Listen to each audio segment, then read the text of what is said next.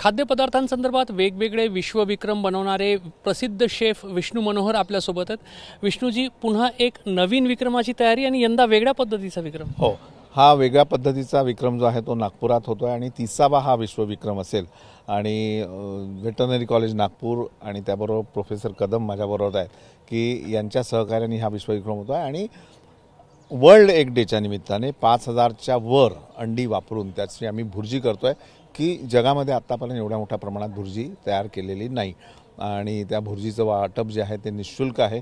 सकाळी 8 पासून लोक याचा आस्वाद घेऊ शकतील आणि भुर्जीबरोबर पाव लागतो, हा पावसुद्धा त्यामध्ये देण्यात येणार आहे।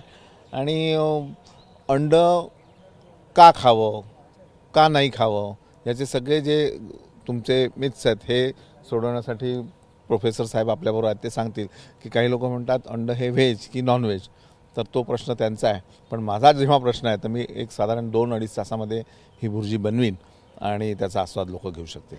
आजवर विष्णू मनोहर यांनी खिचडी बनवली, भाज्या बनवल्या, वेगवेगळ्या पद्धतीचे पुलाव आणि अशा पद्धतीचे सगळ्या रेसिपीज केल्या।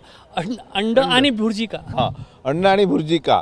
कारण सगळ्यांना माहिती आहे की मी तसा शाकाहारी आहे, पण शाकाहारी लोकांना एक प्रॉब्लेम असतो की त्यांना प्रोटीन इंटेक जो असतो तो त्यांचा शाकाहारातून एवढा मिळत नाही, तर तो अंड्यामध्ये बऱ्यापैकी असतो आणि अंड मी खात असतो। म्हणजे तर तीच गोष्ट लोकांपर्यंत पोहोचते, कारण प्रत्येक वर्ल्ड रेकॉर्ड जो केला आहे तो कुठल्या तरी असा हेतू मनामध्ये ठेवून केलेला आहे की मिलेट्सचा वर्ल्ड रेकॉर्ड केला की मिलेट्सचं महत्त्व लोकांमध्ये वाढावं। त्याच्यानंतर आपण वेगवेगळ्या भाज्या वापरून मुलांसाठी कसं काय करता येईल तो एक वर्ल्ड रेकॉर्ड केला। डोस्याचं महत्त्व वाढावं त्याच्यानंतर डोसा केला, खिचडी आंतरराष्ट्रीय अन्न घोषित करावी म्हणून खिचडी केली आणि म्हणून आता अंड्याकडे मी लक्ष केंद्रित केलं आहे की अंड जास्तीत जास्त लोकांपर्यंत पोचावं। आपल्यासोबत वेटरनरी कॉलेजचे प्रोफेसर मुकुंद कदम आहेत। मुकुंदजी, प्रश्न माझा नाही आहे, विष्णूजीनेच तुम्हाला प्रश्न टाकला आहे की अंडा व्हेज आहे की नॉन व्हेज आहे।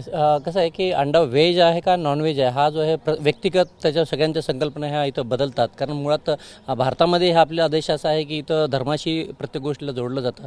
त्यामुळं व्हेज का नॉन व्हेज ह्यापेक्षा मी सांगेल की अंड जे आहे हे कोंबडीचं नॅचरल देणं आहे आणि त्या अंड देण्यासाठी कोंबडीला नराची गरज नसते। त्यामुळे बऱ्याचशा लोकांना असं वाटतं की आपण अंड खातोय म्हणजे कुठला तरी जीव मारतोय, तर मुळात तसं नाही आहे। अंड हे नॅचरल आहे, त्यामध्ये कुठल्याही प्रकारचा जीव नसतो आणि जर तुम्हाला जीव हवा असेल तर तुम्हाला मात्र कोंबडा आणि कोंबडी सोबत ठेवावं लागेल। आणि आज मार्केटमध्ये जे आपण पांढरी अंडी बघतो तर इथं कुठल्याच प्रकारचे नर ठेवलेले नसतात, ते अंडी पूर्ण अफलित असतात, ती अंडी पूर्ण उपवासाची असतात। त्यामुळं 100% ही अंडे आपण कधी पण कुठल्याही दिवशी कुठल्याही वारी खाऊ शकतो आणि या अंड्यामध्ये इतकं पौष्टिक आहे, म्हणजे सायंटिफिकरित्या जर आईच्या दुधानंतर विचाराल तर सगळ्यात चांगला पौष्टिक आहार कुठला असेल तर ते अंड आहे।